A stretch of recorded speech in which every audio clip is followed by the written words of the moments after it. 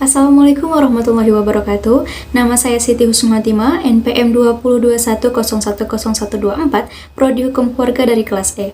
Di sini saya akan mempresentasikan tugas yang diberikan oleh Bapak Hervin, yaitu objek dan kegunaan filsafat hukum Islam.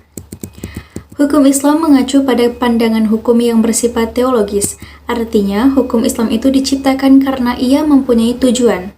Tujuan dari adanya hukum Islam adalah terciptanya kedamaian di dunia dan kebahagiaan di akhirat. Jadi, hukum Islam bukan bertujuan meraih kebahagiaan yang fana dan pendek di dunia semata, tetapi juga mengarahkan kebahagiaan yang kekal di akhirat kelak.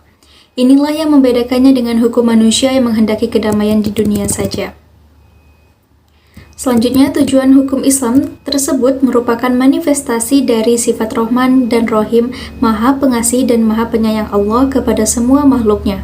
Rahmatan lil alamin adalah inti syariah atau hukum Islam. Keberadaan syariah tersebut dapat menegakkan perdamaian di muka bumi dengan pengaturan masyarakat yang memberikan keadilan kepada semua orang. Keadilan sangat mulia di hadapan Tuhan dan sifat adil merupakan jalan menuju takwa setelah iman kepada Allah. Hukum Islam dalam upaya menegakkan itu semua harus siap menghadapi kejadian-kejadian baru yang timbul karena perkembangan masyarakat dan perubahan suasana. Oleh karena itu, pengkajian filsafat hukum Islam mutlak diperlukan. Keberadaan filsafat hukum Islam akan menegakkan hukum Islam dan memberikan jawaban terhadap tantangan zaman dan merupakan hukum terbaik sepanjang zaman bagi semesta alam. Sebagaimana dikemukakan sebelumnya, setidaknya ada 5 sistem hukum yang hidup dan berkembang di dunia, yaitu common law yang juga dikenal dengan Anglo-Saxon, 2. Civil law atau biasa disebut Eropa kontinental, yang ketiga custom law, yang keempat Islamic law, dan yang kelima sistem hukum sosialis komunis. Manfaat studi filsafat hukum Islam adalah 1. Menjelaskan kajian filsafat hukum Islam akan memberikan pengetahuan hukum Islam secara utuh kepada ahli hukum Islam.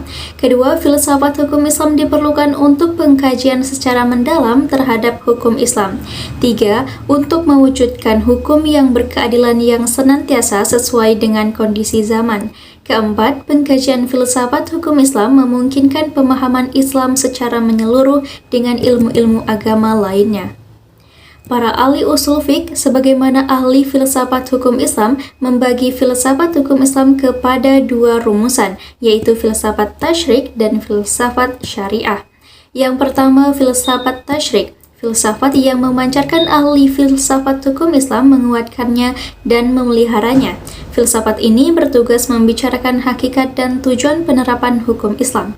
Filsafat tasyrik terbagi kepada Da'aim al-Hakam, dasar hukum Islam.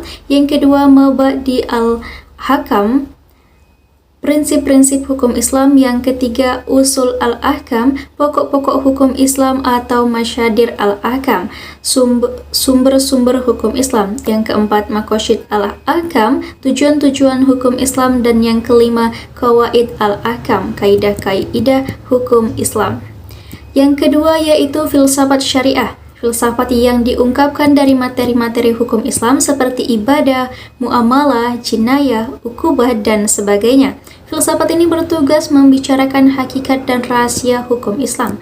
Termasuk dalam pengembangan filsafat syariah adalah 1. Asyror al-Ahkam, rahasia-rahasia hukum Islam.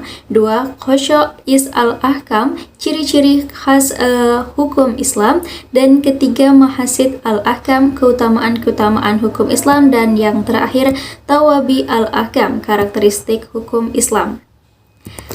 Sekian dan terima kasih atas penyampaian. Apabila ada salah kata saya mohon maaf. Wabillahi taufiq wal hidayah. Wassalamualaikum warahmatullahi wabarakatuh.